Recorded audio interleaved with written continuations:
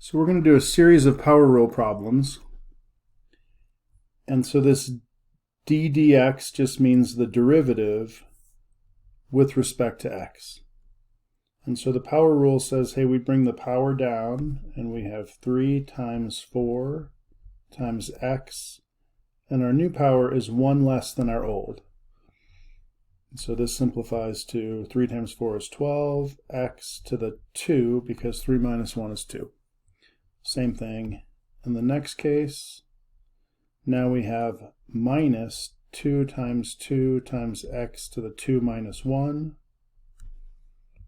Well, that's negative 4x. And then this is a line. This is a linear term. And so the slope of a tangent line is just the slope.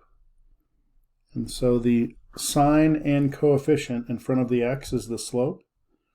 So this becomes minus 3. And the slope of a horizontal line, y equals 4, is 0. So we normally wouldn't write even plus 0. So the derivative with respect to x is 12x squared minus 4x minus 3.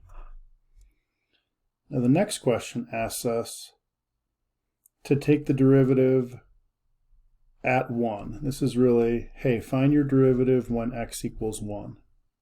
So we'll do the same thing as before. 7 times 4 times x to the 7 minus 1 minus 5 times 3 times x to the 5 minus 1. Again, our slope is 17, and the slope of negative 4 is 0. So y prime of x is 28x to the 6th minus 15x to the 4th plus 17.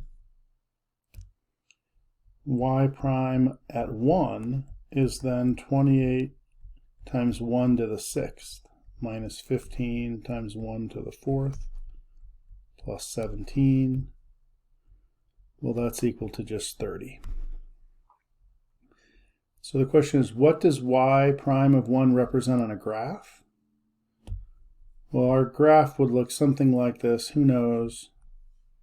Recall that prime is the derivative or the slope of the tangent line.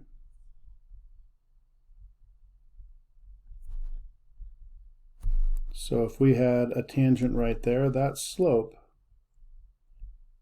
would be 30 at x equals 1. That's really what this represents. What happens when things get tricky? The only thing that can make these hard is if the exponent is not obvious, or the exponent is not in the numerator. So 1 over 2x cubed is the same as 1 times over 2 times x to the negative 3. This third power in the denominator can come up as a negative exponent. Now if I were to find the derivative y prime, I would do the same as before. The power will come down as a multiplier, negative 3 times the half times x to the negative 3 minus 1 more, or negative 3 over 2, x to the negative 4, or one more equivalent statement, negative 3 in the numerator, 2x to the positive 4 power in the denominator. This is a preferred answer because most people find it easier to evaluate. If I was going to put a 2 in, it would be easier to do that here than it would be here because I can't think exactly of what a negative 4 exponent is, but here it's really obvious. Another tricky example can be when I have radicals. So the third root is really saying x to the 1/3. The squaring means we square everything. And so that means this is the same as x to the 2 over 3. Now, if I were to take the derivative with respect to x of x to the 2 over 3, then we apply our power rule like before.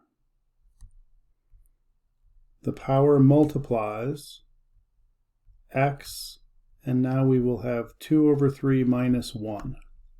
However, there's an easier way to write 1. 1 is the same as 3 over 3. And when I do,